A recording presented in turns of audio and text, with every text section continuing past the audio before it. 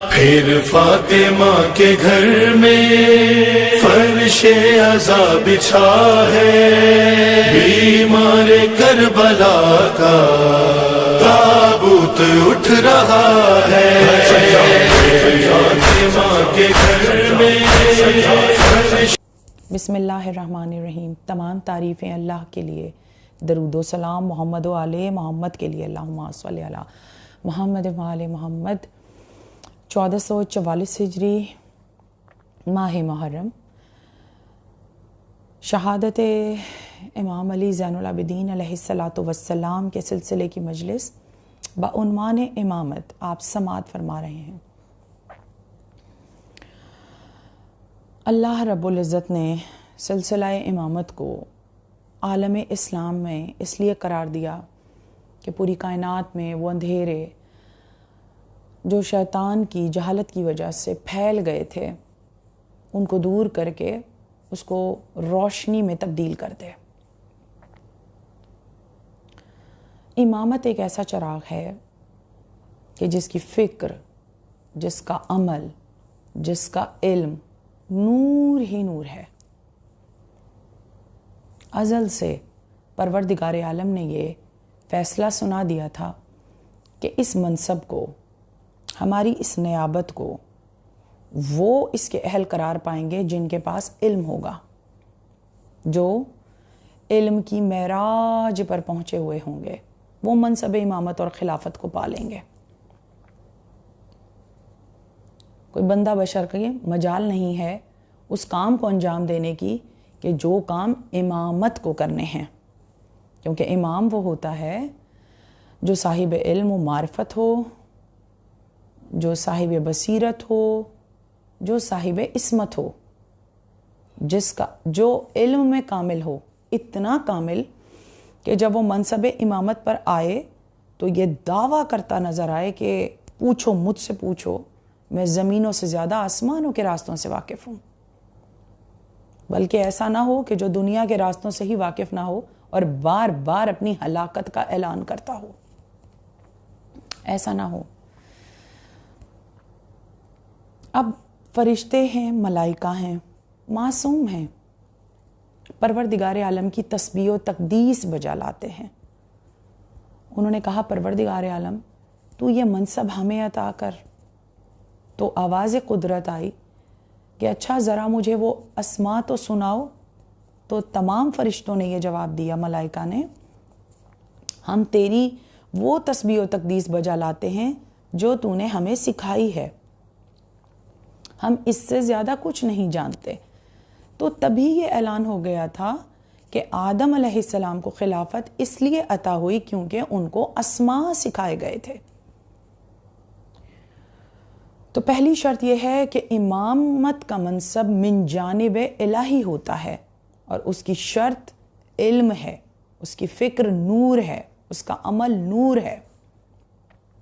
اور جہاں بہت ساری شرائط امامت ہیں، اگر میں آپ کو یہ کہوں کہ امام وہ ہوتا ہے جو حجت زمانہ ہو، یعنی حجت وہ ہے جو کن اور فیکون کے درمیان ہو، کہ جو وہ کہے اور ہو جاتا ہے تو اس کے کہنے اور ہو جانے کے درمیان جو گواہ ہے وہ حجت ہے، کہ پوری کائنات کی مخلوق کو بنتا ہوا دیکھ رہا ہے، پوری مخلوق کی خلقت کے اوپر گواہ ہے۔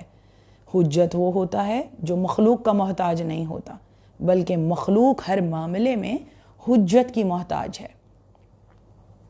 پوری کائنات کی خلقت میں، ہر شے کی خلقت میں حجت جو ہے وہ گواہ ہے، اس کے سامنے بن رہی تھی کائنات اور وہ دیکھ رہا تھا۔ اس کے علاوہ امام کی جہاں بہت ساری شرائط ہیں، وہاں امامت کی پہچان یہ بھی ہے کہ جیسا علم، جیسی شجاعت، جیسی عبادت پہلے امام کی، ویسی ہی دوسرے، تیسرے، چوتھے اور بالترتیب 12ویں کی، یعنی علم میں، عبادت میں اور شجاعت میں سب برابر ہیں۔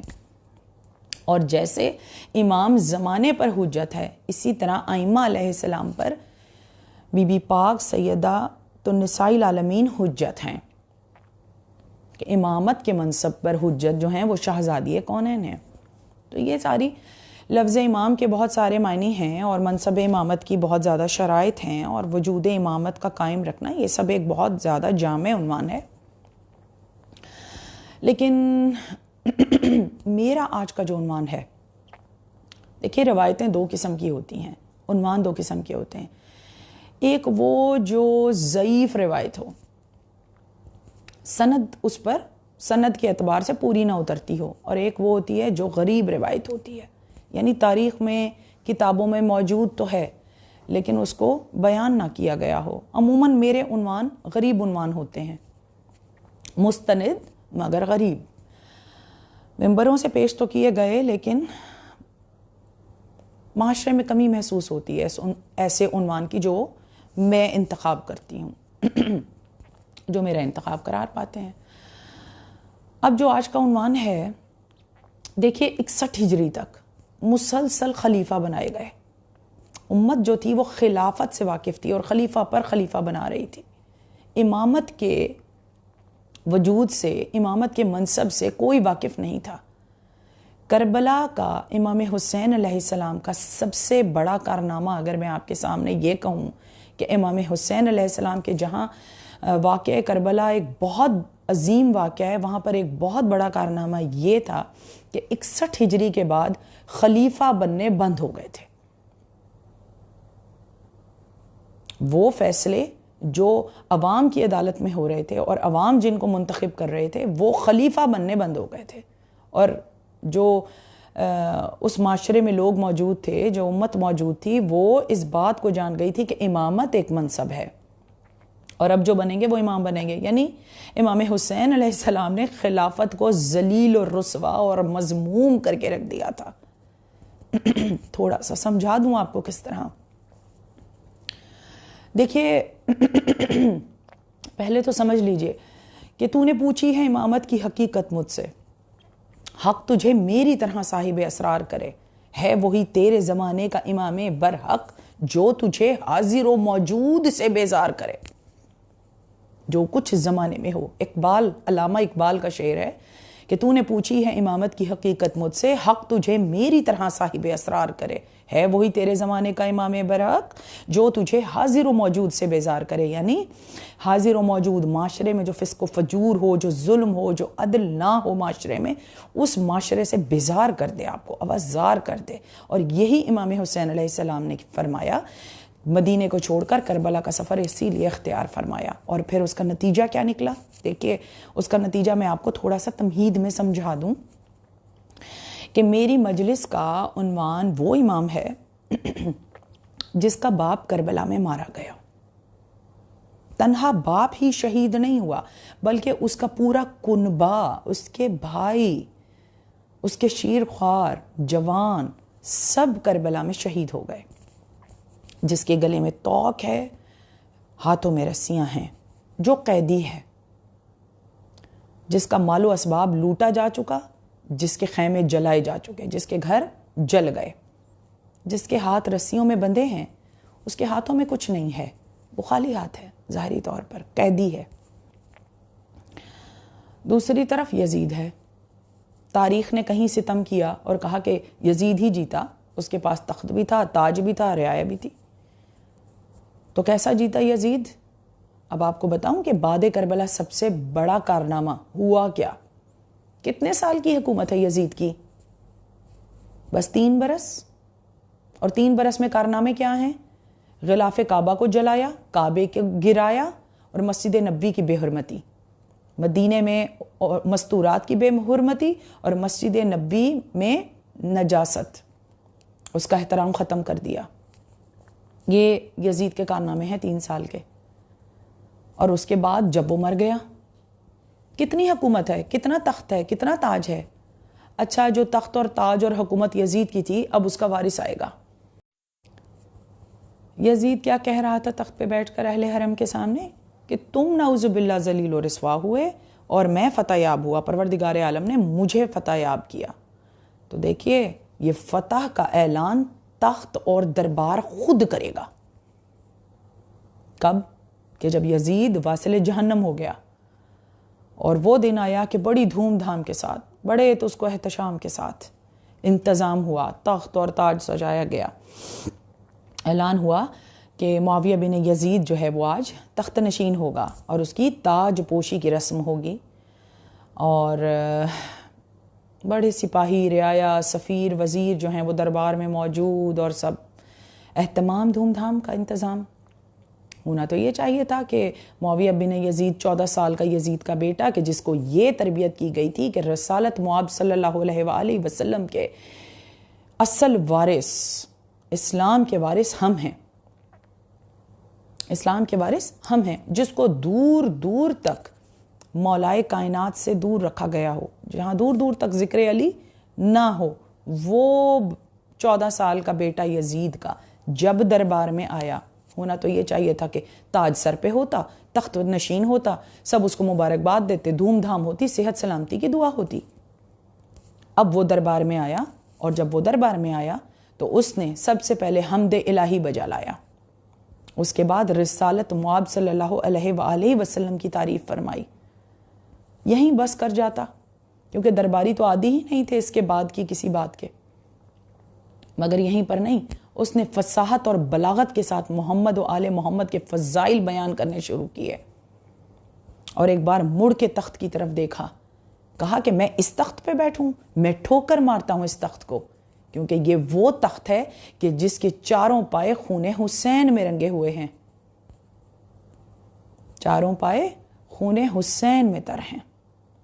تخت کو ٹھوکر مار دی اور بتایا کہ میرے آباء و اجداد نے کس طرح امام حسین علیہ السلام کو قتل کیا، نہ صرف امام کو شہید کیا بلکہ امام حسن اور مولائے کائنات کے ساتھ کس طرح دشمنی کی، اور ان کا انجام بھی بیان کیا۔ پورا خطبہ تاریخ میں موجود ہے جو معاویہ بن یزید نے دربار میں پڑھا، اور پھر بتایا کہ کس طرح میرے اجداد بدر میں رسالت مآب صلی اللہ علیہ وآلہ وسلم کے مقابل آئے تھے، میں اس تخت پہ نہیں بیٹھوں گا۔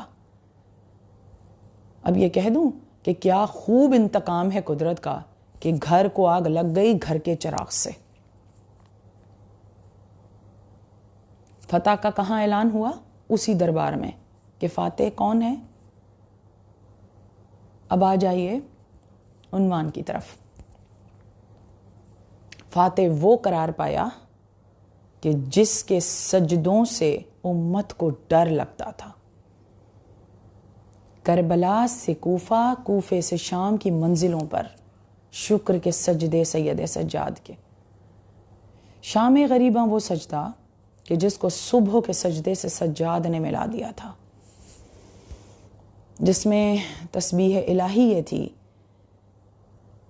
کہ لا الہ الا اللہ، حق حق حق، محمد الرسول اللہ، صدق صدق صدق، علی ولی اللہ، شکرن شکرن شکرن۔ اس تسبیح الہی کو امام سجاد بجا لا رہے تھے شام غریباں، اور صبح تک امام نے صبح کی نماز سے اس تسبیح کے سجدے کو ملا دیا، شکر کے سجدے کو۔ اب یہ کہہ دوں کہ امام سجاد علیہ الصلوۃ والسلام کے سجدوں نے وہ کام کیا جو کام ذوالفقار کا کام تھا۔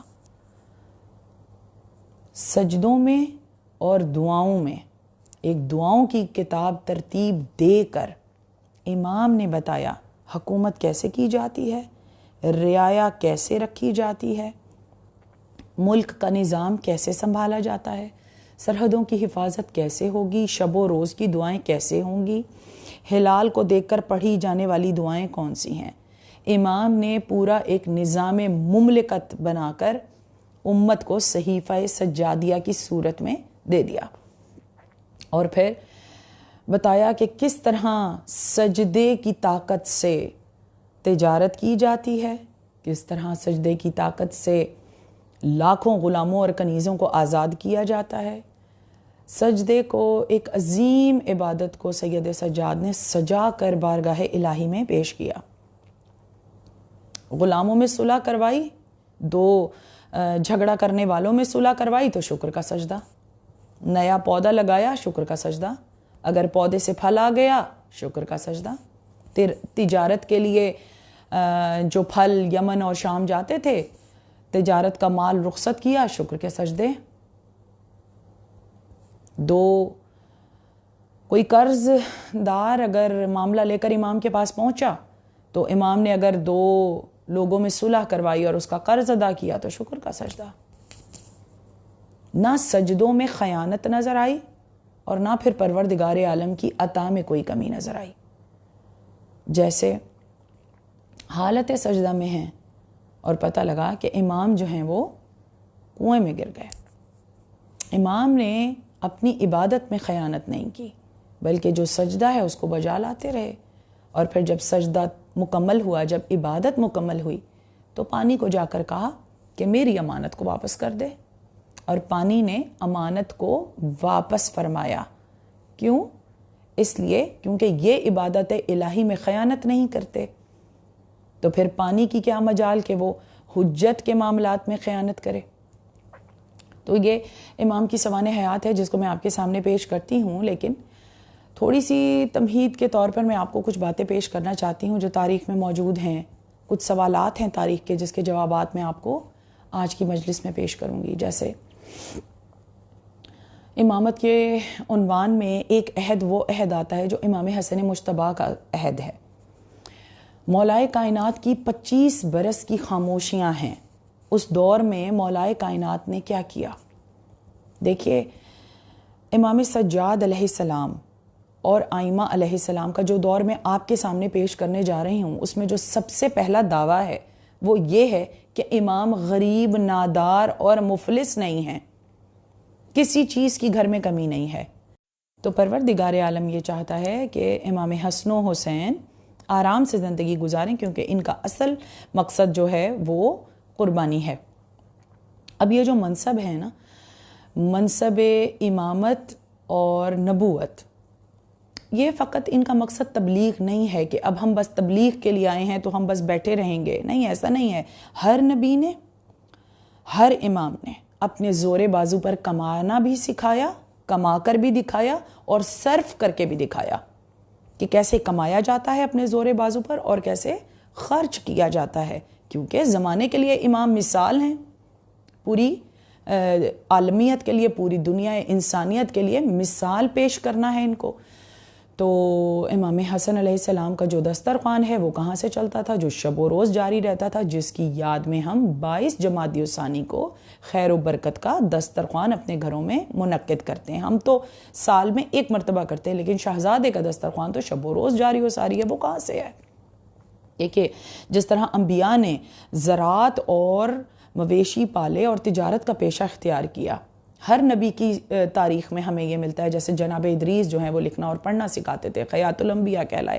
اس طرح انبیاء نے، جیسے حضرت ابراہیم علیہ السلام جو ہیں وہ مویشی پالتے تھے اور دودھ کا ان کا کام تھا، اور انہوں نے ہجرتیں کیں، کئی ہجرتیں کیں اور زراعت کا پیشہ انہوں نے اختیار کیا. اسی طرح رسالت معاب نے بکریاں بھی چرائیں اور زراعت کا پیشہ بھی ہے. اور جب اس سے گزارا نہ ہوا، یعنی کہ آپ کے ہاں سخاوت تھی، آنے والے سوالیوں کا سوال پورا کیا جاتا تھا، اور ان کے ہاں کے لنگر اور دسترخوان اور عرب کی بھوک اور پیاس اور مفلسی کو دور بھی کیا بنی ہاشم نے. تو رسالت معاب جب بکریاں چرانا اور زراعت سے کام پورا نہ ہوا تو آپ جناب خدیجہ سلام اللہ علیہا کے پاس تشریف لے گئے اور کہا کہ آپ کا مال تجارت میں لے کر جاؤں گا. اپنے زور بازو پر کمایا.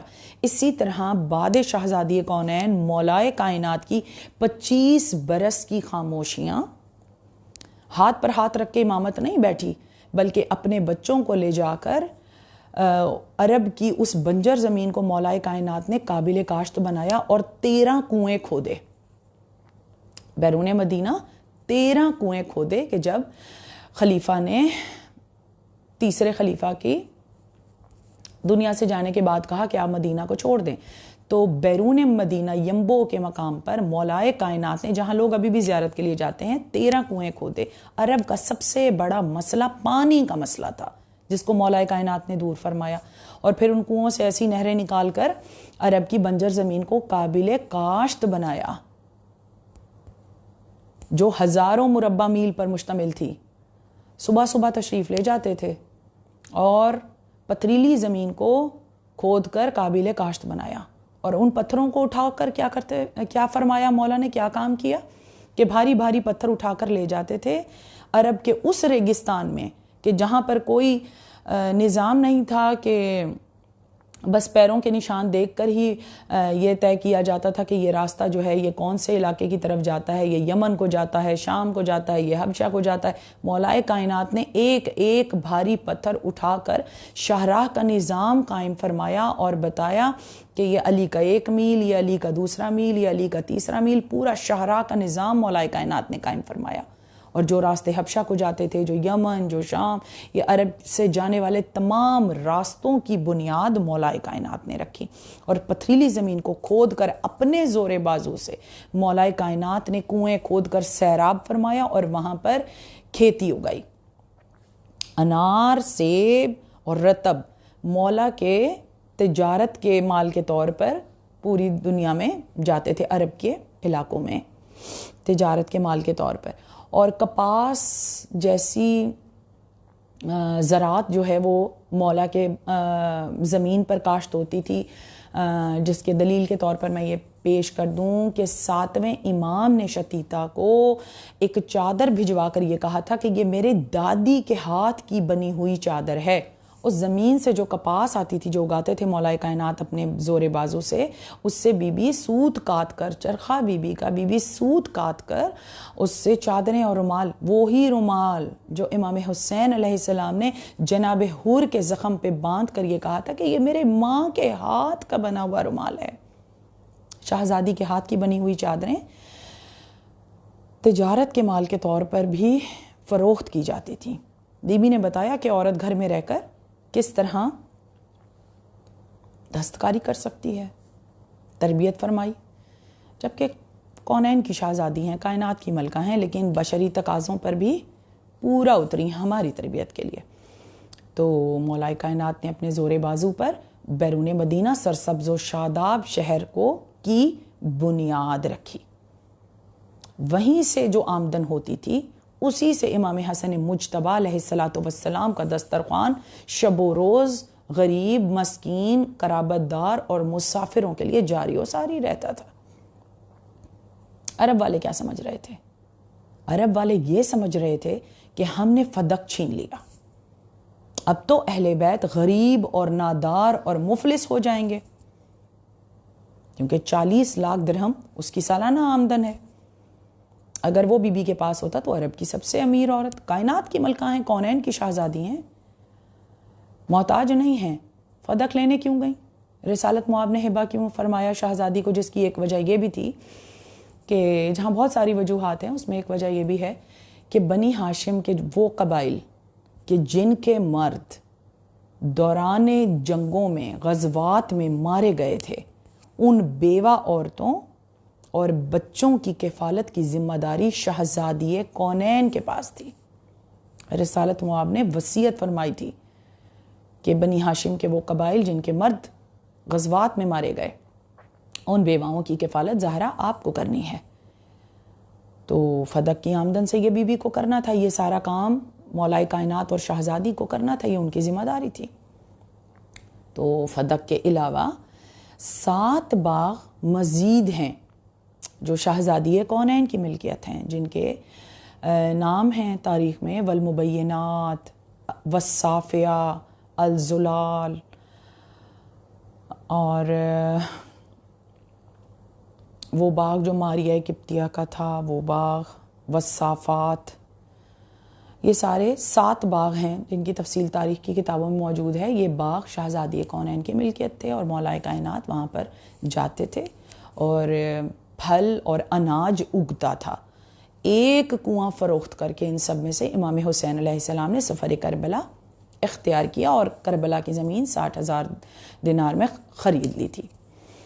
اور جو بعد کربلا قرض ہوا، وہ سب سے پہلا کام امام سجاد نے مدینے میں آ کر امام حسین علیہ السلام کا وہ قرض ادا کیا جو سفر کے دوران ہو گیا تھا۔ تو آل محمد غریب و نادار نہیں ہیں، مفلس نہیں ہیں، مال و اسباب سب موجود ہے۔ اور امام جب بعد کربلا تشریف لائے تو سنی علماء نے بھی لکھا، مصر سے کتابوں میں بھی لکھا گیا، عمر بن عبد النصر لکھنے والا ہے، عیسائی ہے، اور عبدالعزیز ایک لکھنے والا ہے، راوی ہے، جس نے امام کی حیات لکھی بعد کربلا، اور اس میں لکھا کہ وہ امام کہ جس کے سب گھر والے مارے گئے ہوں، کیا ساری زندگی بس خون روتے رہے اور اپنے بابا کے مصائب پر گریہ کیا؟ بے شک ایسا بھی ہے، کیونکہ 2 برس تک مدینے میں کوئی شادی نہیں ہوئی، کوئی خوشی کی محفل نہیں ہوئی، اور ایک شاعر ہے زہری، مولا کے پاس تشریف لایا، اس نے کہا مولا کوئی خوشی کی رسم نہیں ہوئی، مدینے میں 2 برس ہو گئے۔ تو جب جناب مختار نے کربلا والوں کا انتقام لے چکے، انتقام تو نہیں لیا، اس ظلم کو روکا جو یزید کے پیروکاروں نے کر رکھا تھا سارے عرب میں، اس ظلم کو روکا جناب مختار نے۔ اور جب عمر سعد مارا گیا تو زہری مولا کے پاس تشریف لایا، مولا نے فرمایا کہ تو اپنے بیٹے کی شادی کر، تیرے بیٹے کی شادی میں ہم آئیں گے، اور شرط یہ ہے کہ جب تو اپنے بیٹے کی شادی کرنا تو اس میں میرے بھائی علی اکبر کا شہادت کا بیان ہو، یعنی شاعری میں مرثیے کی صورت میں بیان ہو، اور مولا تشریف لے کر گئے۔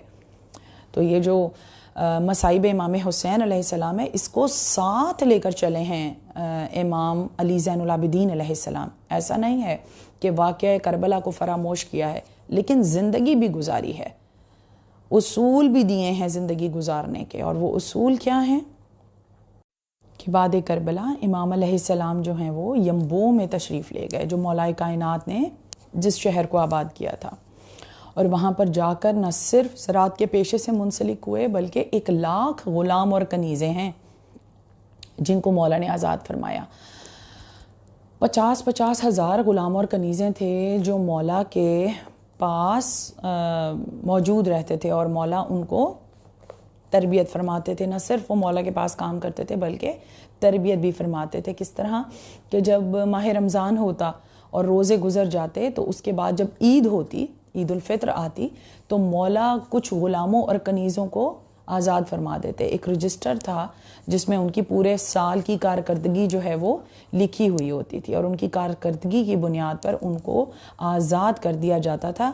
یعنی اگر میں یہ کہہ دوں کہ اس میں حکمت امامت یہ تھی کہ جب ان کی تربیت مکمل ہو جاتی تھی، جب وہ امام سے تربیت یافتہ اور معرفت حاصل کر لیتے تھے امام کی، تو ان کو معاشرے میں آزاد کیا جاتا تھا تاکہ وہ معاشرے میں جا کر علم کو فروغ دیں، معاشرے کو سدھارنے کا کام کریں۔ تو کوئی غلام اور کنیز نہیں چاہتا مولا کو چھوڑنا۔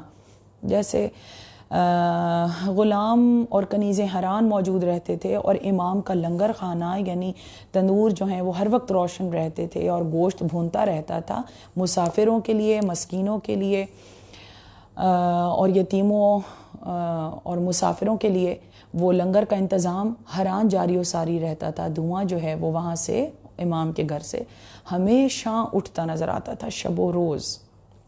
اس کے علاوہ امام کی وہ سیرت، امام کے سجدے شکر جو ہے وہ اتنا سجدہ کیا ہے امام نے کہ وقت شہادت جب امام محمد باقر علیہ السلام نے امام کو غسل دیا تو پورے جسم پہ گٹھے بنے ہوئے تھے، پیشانی کے اوپر، گھٹنوں پر، پاؤں پر، اور حتیٰ کہ کمر پر اتنے گٹھے تھے کہ وہ روٹیاں جو لاد لاد کر امام سجاد علیہ السلام مدینے میں جاتے تھے اور بھوکے اور نادار لوگوں کو وہ غذا فراہم کرتے تھے، ان کے نشان کے گٹھے جو ہیں وہ امام کی کمر کے اوپر موجود تھے۔ پھر امام کی زوجہ بی بی فاطمہ بنت حسن، بی بی وہ جو بنت امام ہیں، امام کی زوجہ بنت امام حسن مجتبیٰ ہیں، جن کی دادی بھی فاطمہ ہیں، جن کی بیوی بھی فاطمہ ہیں، جن کی بہنوں کے نام بھی فاطمہ بی بی کے نام پر ہیں۔ یعنی ساری فاطمائیں، ان کی جو برکات تھیں وہ امام کے گھر میں موجود تھیں۔ اس اسم کی برکات یہ سب امام کے گھر میں موجود ہیں۔ اس کے اس کے ذیل میں کتنے واقعات ہیں جو میں آپ کے سامنے پیش کر سکتی ہوں امام کی سوانح حیات کے، لیکن میں بس 2 جملوں میں آپ کے سامنے یہ سب پیش کر رہی ہوں کہ کس طرح میرا مولا جو ہے وہ آدم ثانی ہے، کس طرح نوح ثانی ہے، اور کس طرح زبور آل محمد کو ترتیب دیا ہے، دعاؤں کے مجموعے کو ہمارے لیے ترتیب دیا ہے، زندگی گزارنے کا سلیقہ ان دعاؤں میں ہمارے سامنے پیش کیا، کس طرح تبلیغ کی، اور امام علیہ السلام کی اولاد کے بعد کربلا آئے ہیں اور تنہا امام محمد باقر علیہ السلام ہے، اس کے بعد جتنے شیعہ ہیں، جتنے سادات ہیں وہ امام کی اولاد ہیں۔ پروردگار عالم نے کتنی برکت عطا فرمائی امام کو۔ امام نے سوانح حیات کے باب میں امام کے وہ عظیم سجدے ہیں کہ کیسے امام جو ہیں وہ آدم ثانی ہیں، کہ جس طرح حضرت آدم کو بہکانے کے لیے جنت میں ایک اژدہا آیا، اور اژدہا جو ہے وہ ایک شیطان کی صورت میں آیا، شیطان تھا جو اژدہے کی صورت میں آیا، وہی شیطان امام کی عبادت میں بھی خلل ڈالنے کے لیے آیا اور امام کے انگوٹھے کو چبانے کی کوشش کی حالت سجدہ میں، تو امام نے اس کی پرواہ کیے بغیر اپنے سجدے کو جاری و ساری رکھا۔ قیام میں ہے، ہر آن قیام میں ہے، اس کو نہ اونگ آتی ہے نہ نیند آتی ہے، وہ سوتا نہیں ہے، اور جو امامت ہے وہ حالت رکوع میں ہے، یعنی امت اور پروردگار عالم کے درمیان جو وسیلہ ہے وہ امام ہے۔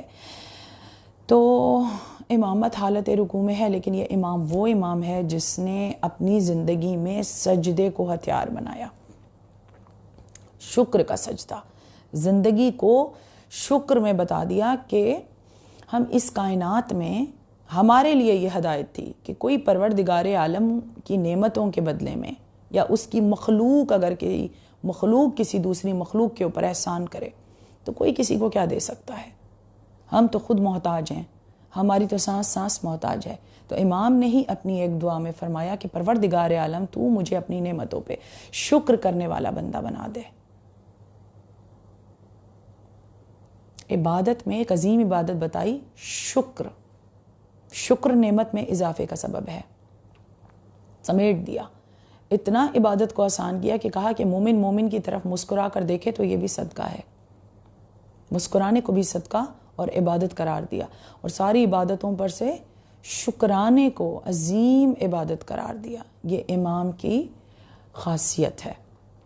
اس کے بعد مدینے کا وہ دور کہ جب حملہ ہوا مدینے پر، اور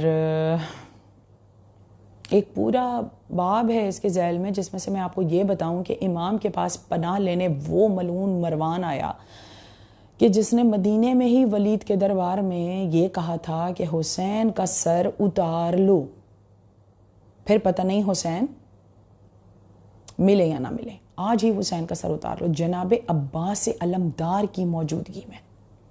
وہ مروان جب مدینے پر حملہ ہوا اور مروان اپنے اہل خانہ کے ساتھ امام کے پاس پناہ لینے کے لیے آیا، جب اہل مدینہ کے اوپر حملہ ہوا اور مدینے والے جیسے پرندے کہیں پناہ لینے کے لیے گر رہے ہوتے ہیں، اس طرح امام کے پاس گئے، تو امام اسی روب اور جلال کے ساتھ خرد پہنے ہوئے، زرہ پہنے ہوئے، ذوالفقار ہاتھ میں لیے ہوئے برآمد ہوئے اپنے عصمت سرے سے، اور حملہ آوروں کو روکا اور کہا خبردار جو ہماری امان میں آ گیا، اگر تم اس کی طرف بڑھے چاہے وہ مروان اور اس کا خاندان ہی کیوں نہ ہو، تو تم میری ذوالفقار سے نہیں بچو گے۔ حیدر کرار کے پوتے نے وہی جلال دکھایا جو علی کا جلال خیبر، احد اور خندق میں تھا، اس جلال کے ساتھ برآمد ہوا، اور لکھا ہے تاریخ میں کہ اپنے پیچھے اتنا لشکر تھا امام کے پیچھے کہ جو دشمنوں نے دیکھا، دشمن اس لشکر کے گواہ ہوئے۔ یہ ہے امامت، یہ ہے امام سجاد، یہ ہے امام کا انتقام کہ نہ صرف اپنے بابا کی عزاداری کو قائم رکھا، نہ صرف اس غم کو زندہ رکھا، بلکہ باپیادہ حج بھی کیے، پروردگار عالم کے گھر کے حج بھی بجا لاتے رہے، اور جنہوں نے امام کی نصرت فرمائی، جو امام کے اصحاب ہیں، ان کو نوازتے بھی رہے۔ سخاوت بھی امام کی مشہور ہے۔ اور پھر سفر میں حسین بن نمیر کا ملنا اور امام کا اس کی ضیافت فرمانا، دسترخوان پہ بٹھانا، اس کو پانی سے سراب کرنا، اس کو سواری بھی دی، اس کو پناہ بھی دی. تو اس نے جاتے جاتے کہا کہ آپ نے مجھے پہچانا نہیں کہ میں آپ کے جوان بھائی علی اکبر کا قاتل ہوں؟ تو امام نے فرمایا کہ تب ہم تمہارے مہمان تھے، اب تم ہمارے مہمان ہو. اپنا ظرف دکھایا. یہ امامت کا انتقام ہے. یہ بھی امام کی ایک سخاوت ہے، ایک صورت ہے امامت کی، کہ امام کیسا سخی ہے امت کے لیے. جس طرح میدان کربلا میں جعفر نے کہا یہ فرشتے موجود ہیں، ہم موجود ہیں، مولا آپ کہیں تو ہم سارے لشکر یزید کو ختم کر دیں. تو مولا نے فرمایا کہ نہیں، یہ عدل کا تقاضا نہیں ہے کہ وہ تمہیں نہیں دیکھ سکتے، تم انہیں دیکھ سکتے ہو. اور جعفر یہ میرے نانا کی امت ہے. امام کریم ہوتا ہے، امام سخی ہوتا ہے، امام کو امت کا خیال ہوتا ہے. بدلہ جو ہے وہ تو ہوگا. منتقم آل محمد جب تشریف لائیں گے تو خون حسین کا بدلہ ہوگا. یہ مہلت ہے قیامت تک، یہ مہلت ہے پروردگار عالم کی دی ہوئی. تو یہ امام سجاد علیہ السلام کا کردار ہے جو میں نے آپ کے سامنے پیش کیا. دو جملوں میں اس حیات کو، اس عہد کو پیش کیا کہ جو موجود ہے. امام کی سخاوتیں، امام کی عبادت، امام کا کرم، امام کی سخا، امام کی شجاعت. یہی نہیں کہ بس. تو دیکھیے امام کی سوانح حیات میں بس یہی نہیں ہے کہ خون روتے رہے 40 برس اور عزاداری کی. امام نے اپنا منصب امامت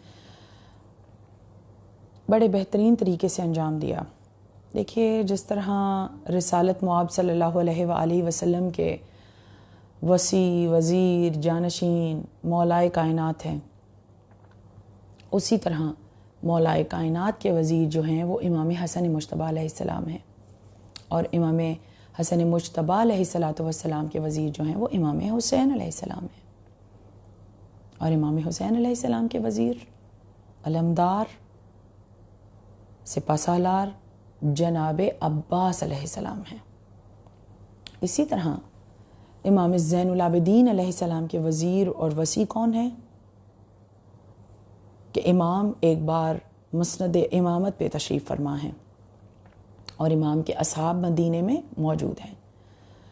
اسی مسند پر تشریف فرما تھے کہ اسی بزم میں ایک 14 برس کے جوان کو آتے ہوئے دیکھا.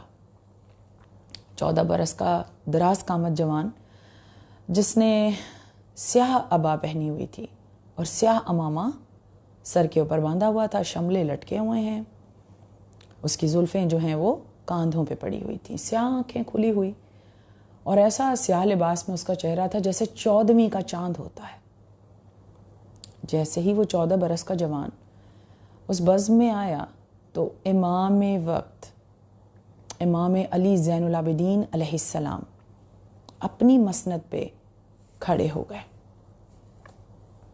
اور جب کھڑے ہو گئے تو اس جوان نے کچھ بات کی امام سے، اور پھر امام سے رخصت طلب کر کے وہ جوان واپس چلا گیا. امام کے اصحاب موجود ہیں، انہوں نے کہا ہم نے تو کسی معصوم کی سوانح حیات میں نہیں دیکھا، زندگی میں نہیں دیکھا، سوا رسالت مآب صلی اللہ علیہ وآلہ وسلم کے، کہ جب شہزادی کونین تشریف لاتی تو رسالت مآب کھڑے ہو کر استقبال کرتے اور اپنی مسند پہ بیٹھنے کی جگہ دیتے. امام تو کسی کی تعظیم کے لیے نہیں اٹھتا، تو آپ نے ایسا کیوں کیا؟ اور یہ جوان کون ہے؟ تو امام علی زین العابدین علیہ السلام نے فرمایا کہ یہ جوان ہمارا وزیر ہے، یہ جوان ہمارے چچا عباس کا چھوٹا بیٹا فضل ابن جناب عباس ہے، یہ ہمارا وزیر ہے. کیونکہ ان کے بابا نے ہمارے بابا کے نہ صرف وزیر تھے، علمدار تھے، سپہ سالار تھے، بلکہ وہ قربانی پیش کی کہ جس کی مثال قیامت تک نہیں ملتی. ہم آخری دم تک جناب عباس کی اولاد کا اسی طرح احترام اور استقبال کریں گے. یہ مرتبہ ہے جناب عباس کا اور اولاد جناب عباس کا. کوئی نہیں سمجھ سکا جناب عباس کے مرتبے اور منصب کو بتایا کس نے؟ امام نے۔ جناب عباس کے فضائل کس نے بیان کیے؟ معصوم نے، وہی زین العابدین علیہ السلام، وہی امام۔ اگر میں مصائب کی جانب بڑھ جاؤں تو میرے لیے یہ معاملہ نہایت پریشان کن ہے کہ میں کیا بیان کروں۔ کربلا سے کوفہ، کوفے سے دربار کوفہ، اور اس دربار سے پھر شام کی منزلیں، پھر شام پہنچنا، اور پھر شرابی کا دربار، اور پھر قید خانے کی صعوبتیں۔ یہ وہ مصائب ہیں کہ جن کے لیے بعد امام علی زین العابدین کچھ لوگ امام محمد باقر علیہ السلام کے پاس آئے، فرمایا مولا کوئی مصیبت بیان کیجیے جو آپ کے بابا نے نہ بیان کی ہو۔ امام نے، پانچویں امام نے فرمایا کہ جتنی ہمارے شیعوں کے جگر میں طاقت تھی اتنے مصائب میرے بابا نے بیان کیے، ورنہ وہ مصیبتیں ہم پر پڑیں کہ اگر ہم بیان کر دیں تو ہمارے شیعوں کے جگر غم سے پھٹ جائیں۔ دیکھیے منزلیں بہت سخت ہیں۔ شام کے مصائب وہ مصائب ہیں کہ مولا سے جب بھی کسی نے کہا کہ مولا بڑی مصیبت کہاں تھی تو مولا نے فرمایا الشام الشام الشام۔ اور مصائب مولا کی زبان سے ہی اگر میں آپ کو پیش کروں تو مولا نے فرمایا کہ شام میں ہم پر وہ مصائب پڑے، وہ مصیبتیں پڑی کہ ہم کربلا والوں کو بھول گئے۔ شام میں ہم پر وہ مصائب پڑے کہ ہم عباس کے بازو بھول گئے۔ میں اپنے بھائی کا جگر، شگافتہ جگر بھول گیا۔ میں اپنے بابا کا پامال لاشا بھول گیا۔ اتنی مصیبتیں شام میں ہم پر پڑی۔ میں نے 2 جملوں میں سمیٹ دیا۔ یہ منزلیں میں نے آگے کے لیے چھوڑ دیں۔ شام کی منزلیں، پہلی سفر کو اہل حرم شام پہنچے، یہ منزلیں میں نے چھوڑ دیں۔ اب آپ کو لاتی ہوں اس منزل پر کہ بعد کربلا جب امام مدینہ تشریف لائے تو شب و روز کیسے گزرتے تھے۔ یہ وہ مظلوم امام ہے، اتنا مظلوم اور غریب امام ہے کہ جو 12 محرم کو باعجاز کربلا پہنچا، جس نے اپنے جوان بھائی علی اکبر کو دفنایا، جس نے قاسم نوشاہ کو بابا کے پہلو میں دفنایا، جس نے امام حسین علیہ السلام کا بے کفن لاشا جو تیروں پر تھا اس کو تنہا دفنایا، پھر اون و محمد کو دفنایا، اصحاب و انصار کو دفنایا۔ شیر علی، شیر جیسا چاچا جناب عباس، جن کا جسم تلواروں سے ٹکڑے ٹکڑے کر دیا گیا تھا، ٹکڑوں کو اکٹھا کر کے تنہا جناب عباس کی قبر بنائی۔ کوئی ایسا مظلوم مجھے کائنات میں دکھائیے کہ جس نے تنہا 72 کو دفنایا ہو، جس نے 72 قبریں بنائی ہوں، جس نے اتنی تکلیف اٹھائی کہ 6 ماہ کے علی اصغر کا زخم بھی دیکھا۔ او سید سجاد، یہی مصیبت تمام ہو گئی ہوتی۔ نہیں، یہاں مصیبت تمام نہیں ہوئی سجاد کی، بلکہ تنگ و تاریک قید خانہ، چھوٹی بہن قید خانے میں مر گئی۔ اتنی عالم غربت ہے کہ بیویوں کے درمیان ماؤں پھوپھیوں کی موجودگی میں سید سجاد نے بندھے ہاتھوں سے کس مصیبت سے بہن کو دفنایا۔ جلا ہوا کرتا، رخسار پہ زخم، کس طرح سید سجاد نے کس عالم غربت میں۔ یہاں میں مصیبت تمام نہیں ہوئی، مدینے آ گیا مولا۔ کوئی اپنی زندگی میں اتنے جنازے دفنائے، کتنا مظلوم ہوگا۔ مدینے آ گئے، 2 برس میں بی بی ام رباب کی قبر بنائی، بی بی ام لیلہ رخصت ہو گئی، بی بی ام کلثوم کو دفنایا، بی بی ام البنین کو دفنایا، چاہنے والی پھوپھی بھی نہ رہی،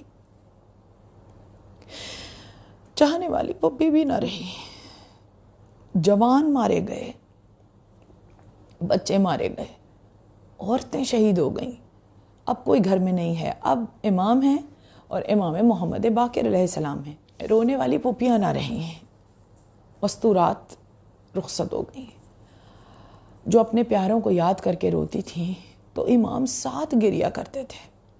اب مجلس کا انداز بدل گیا، اب وضو کے لیے جب غلام پانی لائے گا نا اور امام جب پانی کی طرف نگاہ اٹھائیں گے تو امام کا گریا ہے، ہائے میرا بابا، ہائے میرا بابا، اتنا گریا کہ مدینے کی شاہراہ سے گزرتے ہوئے لوگ اپنے لباس کو سمیٹ لیں کہ پر نالے سے پانی کے چینٹے آ رہے ہیں، تو سبزی فروش بھاگ کر آئے اور کہے کہ یہ پانی نہیں ہے، یہ سید سجاد کے اشک ہیں۔ اتنا گریا امام نے کیا۔ اس کے بعد کبھی غلام کے ساتھ تشریف لے جاتے جد اعلیٰ کی قبر پر، غلام کو سہارے، ایک ہاتھ اس کے شانے پر ہوتا، ایک ہاتھ سے عصا، حسین کا 24 برس کا بیٹا عصا کے سہارے چل رہا ہے۔ قبر رسول سے واپس آ رہے ہوتے تو کسائی کے پاس دیکھتے کہ اگر کوئی کسائی اپنے ذبیحہ کو ذبح کر رہا ہے، ہاتھ میں چھری ہے، تو مولا فوراً اس کے پاس جاتے اور چھری اس کے ہاتھ سے لے کر کہتے، پوچھتے کہ تو نے ذبیحہ کو وقت ذبح پانی تو پلا لیا؟ کسائی ہاتھ جوڑ کر کہتا ہے کہ مولا میں نے اس کو پانی پلا لیا، یہ پیاسا نہیں ہے۔ تو مولا تکلیف سے کہتے کہ ہاں ذبیحہ کو تو نے تو پانی پلا لیا، مگر ہائے میرا بابا وقت آخر پانی مانگ رہا تھا لیکن میرا بابا پیاسا شہید ہوا۔ امام فرماتے ہائے میرا مظلوم بابا، ہائے میرا غریب بابا۔ اگر کوئی آتا پاس اور یہ کہتا کہ مولا کب تک روئیں گے، کب تک روئیں گے، تو امام نے یہ فرمایا کہ یعقوب کے کتنے بیٹے تھے؟ کہا مولا، کہا یعقوب کا ایک بیٹا جدا ہو گیا تھا تو یعقوب کے رو رو کر دیدے بہہ گئے تھے۔ میرے 18 فخر یوسف اس طرح مارے گئے، کسی کے گلے میں تیر لگا، کسی کے سینے میں سینہ، کسی کے بازو جدا ہوئے، کسی کی لاش پہ گھوڑے دوڑائے گئے۔ مولا مصائب پڑھتے اور وہیں مجلس ہو جاتی۔ پھر مولا فرماتے، پوچھنے والے سوال کرتے، کہتے مولا یہ تو آپ کی وراثت ہے، شہادت تو آپ کا ورثہ ہے۔ مولا فرماتے شہادت ہمارا ورثہ ہے، مگر ننگے سر، بے مکھنا و چادر، مستورات کے ساتھ پھپھیوں، ماؤں، بہنوں کے ساتھ بازاروں میں جانا یہ ہمارا ورثہ نہیں تھا۔ مصائب فرماتے اور اسی طرح مجلسیں ہونے لگی مولا کے گھر میں۔ پھر مولا کے صحابی نے پوچھا کہ مولا فیصلہ تو بتائیے کیا ہوا، کربلا میں کون جیتا اور کون ہارا، یہ فیصلہ کون کرے گا؟ مولا فرماتے ٹھہر جا ابھی، ٹھہر جا۔ تھوڑی دیر میں مؤذن اذان دیتا، جب ہوتا اشہد ان لا الہ الا اللہ اور اس کے بعد صدا بلند ہوتی محمد الرسول اللہ، امام فرماتے کہ فتح ہماری ہوئی۔ آج اذان میں یہ گواہی اس بات کی دلیل ہے کہ ظالم یہ چاہتا تھا کہ یہ گواہی ختم ہو جائے۔ آج مؤذن جب محمد الرسول اللہ کی گواہی پیش کر رہا ہے، اس بات کی دلیل ہے کہ فتح یاب ہم ہوئے، فتح ہماری ہوئی۔ جب بھی مصائب امام حسین علیہ السلام کا بیان ہوتا، امام فرماتے جب گریہ کم ہونا، رونا نہ آئے، تو امام کا یہ جملہ مصائب کا ہمیشہ رلاتا ہے، ہائے غریب حسین، ہائے میرا مظلوم بابا، ہائے میرا وہ مظلوم بابا کہ جس کو رلا رلا کے مارا گیا۔ مولا فرماتے کہ میرے بابا کو، شہادت امام حسین علیہ السلام کے بارے میں امام فرماتے ہیں کہ میرے بابا کو اس طرح قتل کیا گیا جیسے جانوروں کو گھیر کر، جیسے تنہا جانور کو جیسے تنہا جانور کو گھیر کے قتل کیا جاتا ہے، اس طرح میرے بابا کو گھیر کے قتل کیا گیا۔ کوئی ہتھیار نہ تھا، کوئی ایسا ہتھیار نہ تھا عرب میں اس وقت موجود جو میرے بابا پر نہ پھینکا گیا ہو، جو میرے بابا کو جس سے زخمی نہ کیا گیا ہو۔ امام فرماتے ہیں شہادت کا بیان۔ اور پھر سوالی نے سوال کیا، پوچھنے والے نے پوچھا، مولا کربلا سے کوفہ اور کوفہ سے شام تک وہ کون تھا قافلے میں آپ کے جو سب سے زیادہ مظلوم تھا؟ امام نے فرمایا کہ سب سے زیادہ مظلوم میری پھوپھی زینب تھی، کہ میری پھوپھی وہ مظلومہ ہے کہ جب شمر تازیانہ لے کر میری بہن کی جانب بڑھتا تو پھوپھی اپنے آپ کو میری بہن پہ گرا لیتی۔ جب شمر تازیانہ لے کر مادر علی اکبر جناب ام لیلہ کی جانب بڑھتا تو میری پھوپھی اپنے آپ کو ام لیلہ پہ گرا لیتی۔ جب ظالم تازیانہ لے کر ام رباب کی جانب بڑھتا میری پھوپھی ام رباب پہ اپنے آپ کو گرا لیتی۔ اور جب ظالم تازیانہ لے کر وہ تازیانہ جو لوہے سے بنا ہوا تھا، جس پر خار تھے، جس پر کانٹے دار تازیانہ تھا، اور وہ مارتے ہوئے دیکھتا نہیں تھا کہ وہ کس جگہ پہ مار رہا ہے، وہ چہرے ہوتے، وہ شانے ہوتے، وہ بازو ہوتے، وہ پشت ہوتی۔ جب وہ تازیانہ لے کر میری جانب بڑھتا میری پھوپھی اپنے آپ کو میرے اوپر گرا لیتی۔ سب سے زیادہ مصیبت میری پھوپھی زینب سلام اللہ علیہا نے اٹھائی۔ اور امام اس طرح اپنے مصائب بیان فرماتے، زہر دیا گیا امام کو، امام محمد باقر علیہ السلام نے امام کو غسل و کفن دیا، اور غسل دیتے ہوئے امام نے گریہ فرمایا یہ کہہ کر کہ جگہ جگہ پورے جسم پر سجدے کے نشان، کثیر عبادت کی وجہ سے، اور پشت پر تازیانوں کے نشان، زخموں کے نشان سید سجاد کے۔ اس پر امام محمد باقر علیہ السلام کا گریہ بلند ہوا۔ اور پھر امام کا مدفن امام حسن مجتبیٰ کے پہلو میں، اس کے پہلو میں کہ جس کے بیٹے کو امام حسین علیہ السلام کے پہلو میں دفن کی جگہ ملی۔ الا لعنت اللہ علی القوم الظالمین۔ بار الہ اس عبادت کو قبول و منظور فرما، میرے قلیل سے آنسوؤں کے نذرانے کو کثیر سمجھ کے شہزادی کونین اپنی بارگاہ میں قبول و منظور فرمائے۔ آمین یا رب العالمین۔ اللہم صلی علی محمد و آل محمد۔